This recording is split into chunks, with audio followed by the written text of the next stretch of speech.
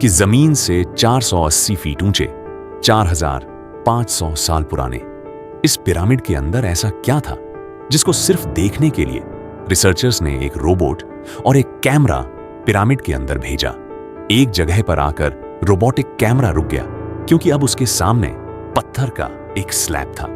Researchers का मानना था कि इस स्लैब के पीछे जरूर कोई ऐसा राज छुपा है जो पिछले 4500 सालों से दफन है।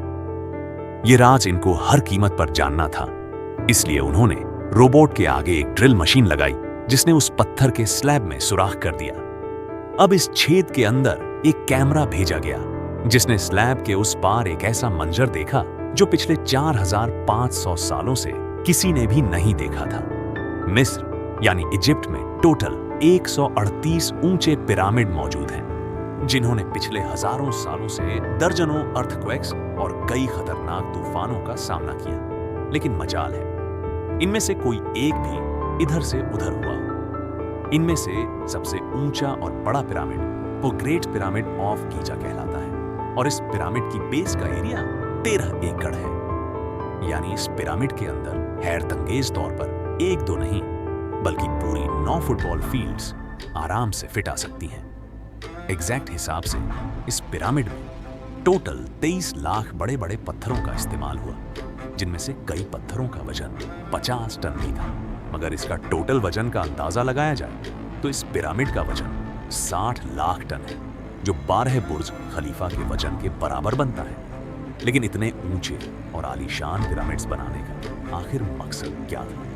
हजारों साल पहले जब इंसान के पास कोई टूल्स भी मौजूद नहीं थे, तब इन पिरामिड्स की दीवारों को कैसे इंच बाय इंच लेवल किया गया? कैसे 50 टन वजनी पत्थरों को स्क्वायर शेप में काटकर बगैर क्रेन के ही 480 फीट बुलंदी तक पहुंचाया गया? और इनको बनाने में ऐसे कौन से इंजीनियर्स का हाथ था जिन्होंने इन पिरामिड्स को अर्थक्वेक प्रूफ के साथ साथ इनकी तमाम साइड्स को एग्जैक्टली 51.5 डिग्री के एंगल पर सेट किया?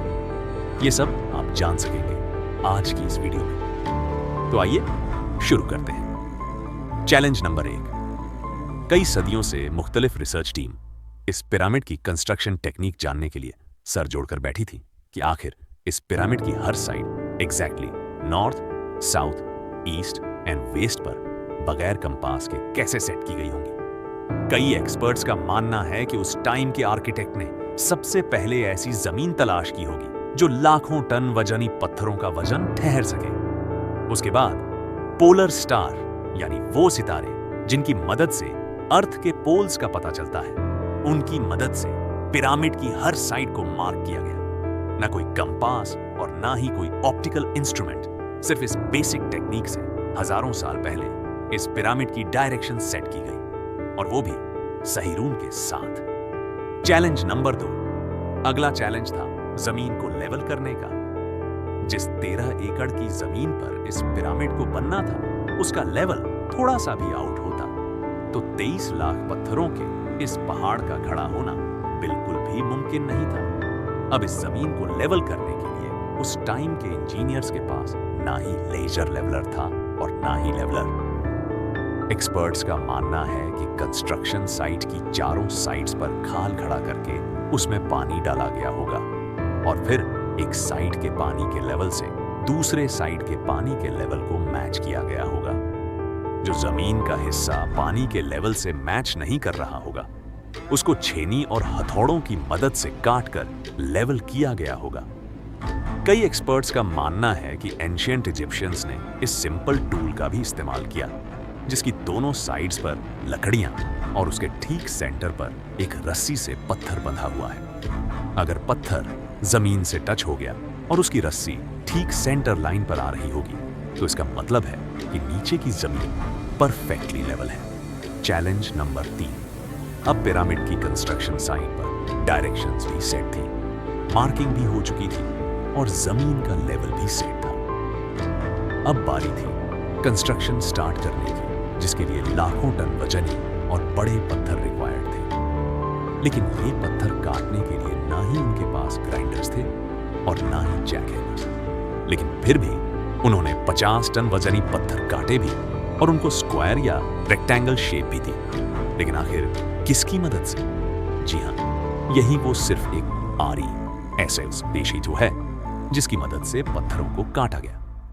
एक्सपर्ट्स का मानना है कि पिरामिड की कंस्ट्रक्शन पर इस्तेमाल होने वाली छेनी सिर्फ कॉपर से ही नहीं बनी थी, क्योंकि उनको भी ये बात मालूम थी कि कॉपर नरम होता है और पत्थर नहीं काट सकता। इसलिए इसमें एक केमिकल आर्सेनिक भी शामिल किया गया था।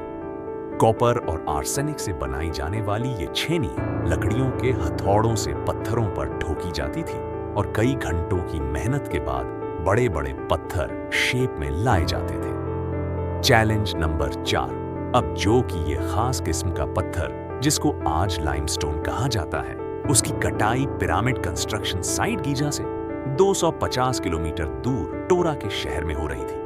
अब मसला था ये पत्थर गीजा तक ट्रांसपोर्ट करने का। हर एक पत्थर 50 टन यानी 50,000 किलो के बराबर था, जो तकरीबन 3 पैसेंजर बस के वजन के बराबर बनता है। और ऐसे कई लाख पत्थर सिर्फ एक पिरामिड में इस्तेमाल होने थे। इतना ज्यादा वजन ट्रांसपोर्ट करने के लिए ना ही उस दौर में कोई जानवर काम आ सकता था और ना ही उनके पास ट्रक्स मौजूद थे। यहां तक कि अगर आजकल के जदीद दौर में भी ये काम करना पड़े तो ट्रांसपोर्ट कंपनीज को अच्छा खासा जोर आएगा। हैरत अंगेज तौर पर यह काम रास्तों और कश्तियों की मदद से किया गया। जी हां, टोरा और गीजा के दरमियान मौजूद रिवर का फायदा उठाया गया और बड़ी बड़ी कश्तियों में पत्थर लादकर पिरामिड साइट पर पहुंचाए गए। एक्सपर्ट्स का मानना है कि ये काम इतना। Challenge number 5। जो एक्सपर्ट्स की टीम पिरामिड की कंस्ट्रक्शन पर रिसर्च कर रही थी, उनको अब अपने कई सवालों के जवाब मिल चुके थे। लेकिन एक बात उनको हर वक्त सता रही थी कि लाइमस्टोन कट भी गए, ट्रांसपोर्ट भी हो गए और कंस्ट्रक्शन के दौरान एक के ऊपर एक लगना भी शुरू हो गए। मसला ये था कि पत्थर इतनी ऊंचाई तक आखिर पहुंचाए कैसे गए होंगे। कई एक्सपर्ट्स का मानना है कि पिरामिड की कंस्ट्रक्शन से पहले ही ये प्लान कर लिया गया था, या तो ये स्पाइरल ट्रैक के जरिए ऊपर गए होंगे या फिर जिगजैग तरीके से। लेकिन ये बात तो तय है कि 50,000 किलो के पत्थर ऊपर मजदूरों की आर्मी की मदद से ही खींच कर गए होंगे। Challenge number 6। बात सिर्फ लाखों मजदूरों छेनी हथौड़े से लाइमस्टोन काटने और इतने बड़े पत्थरों को ट्रांसपोर्ट करने की ही नहीं थी। इस पिरामिड के अंदर कंपार्टमेंट्स, उनके अंदर जाने का रास्ता और कई छोटी छोटी सुरंगें भी बनाई गई थी। बाकी सब चीजें तो ठीक है, लेकिन एक चीज एक्सपर्ट्स को हैरान कर गई और वो ये थी कि अंदर के कंपार्टमेंट्स में जो पत्थर इस्तेमाल हुआ था वो लाइमस्टोन नहीं बल्कि ग्रेनाइट था। जी हाँ, ग्रेनाइट एक ऐसा पत्थर है जो डायमंड के बाद दुनिया का सबसे सख्त तरीन स्टोन माना जाता है, जो आजकल के मॉडर्न दौर में भी ग्रेनाइट बड़े बड़े ग्राइंडर्स की मदद के सिवा काटा ही नहीं जा सकता। दुनिया भर से कई आर्कियोलॉजिकल एक्सपर्ट्स को पिरामिड का विजिट भी करवाया गया, लेकिन किसी को भी इस बात का सुराग नहीं मिला कि 4500 साल पहले इजिप्शियंस ने ग्रेनाइट जैसे ठोस पत्थर को इतनी सफाई से कैसे काटा था। आखिरकार कई सालों के बाद एक्सपर्ट्स ने इस मिस्ट्री को भी सॉल्व कर दिया।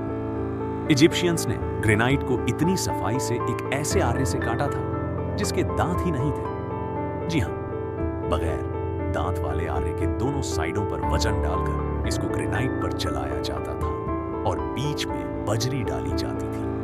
एक्सपर्ट्स का मानना है कि इस तरीके से इतने बड़े पत्थर को काटने में 4 महीनों का वक्त लग जाता था। आखिर पिरामिड बनाने का मकसद क्या था? इन पिरामिड्स को बनाने में कितने मजदूर एक ही वक्त में काम करते थे? और रोबोटिक कैमरा ने जब पिरामिड के अंदर पत्थर के स्लैब में सुराख किया तो उसके अंदर वो कौन सा मंजर देखा गया जो पिछले 4500 सालों से किसी ने भी नहीं देखा था? ये सब और इससे भी ज्यादा आप जान सकेंगे इस वीडियो के पार्ट 2 में। आप लोगों के प्यार भरे कमेंट्स और लाइक का बेहद शुक्रिया। मिलते हैं वीडियो के अगले शानदार पार्ट में।